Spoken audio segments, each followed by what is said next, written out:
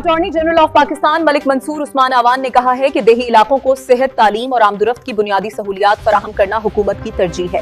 یہ بات انہوں نے خوشاب میں سابق صوبائی وزیر ملک محمد آصف بھا سے تعزیت کے موقع پر کہی۔ رپورٹ ملک عزیز احمد، وادی Soon, Nowshera.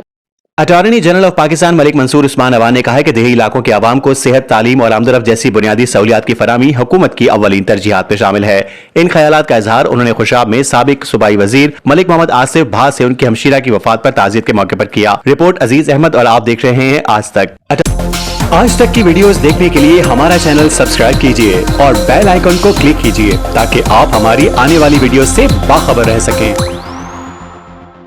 Attorney general of Pakistan Malik Mansoor Usman Awan اپنے آبائی ضلع خوشاب پہنچے، جہاں انہوں نے سابق صوبائی وزیر ملک محمد آصف بھا MP سے ملاقات کی اور ان کی ہمشیرہ کے انتقال پر گہرے دکھ اور افسوس کا اظہار کیا۔ اس موقع پر مختلف وفود سے گفتگو کرتے ہوئے اٹارنی جنرل کا کہنا تھا کہ پسماندہ اور دیہی علاقوں کی ترقی کے بغیر ملک کی ترقی کا خواب ادھورا ہے۔ انہوں نے اس عزم کا اعادہ کیا کہ عوام کو ان کی دہلیز پر صحت، تعلیم اور بہتر سفری سہولیات فراہم کرنا ریاست کی ذمہ داری ہے، جس پر کام کیا جا رہا ہے۔ ملک منصور عثمان اعوان نے ملکی صورتحال پر روشنی ڈالتے ہوئے مزید کہا کہ حالیہ حکومتی اقدامات کی بدولت ملک کی معیشت استحکام کی جانب گامزن ہے، جس سے عالمی سطح پر پاکستان کا وقار بلند ہوا ہے۔ انہوں نے زور دیا کہ ملک کی خوشحالی اور استحکام کے لیے معاشرے کے ہر فرد کو اپنا مثبت کردار ادا کرنا چاہیے۔ رپورٹ ملک عزیز احمد، وادی سون، نوشہرہ۔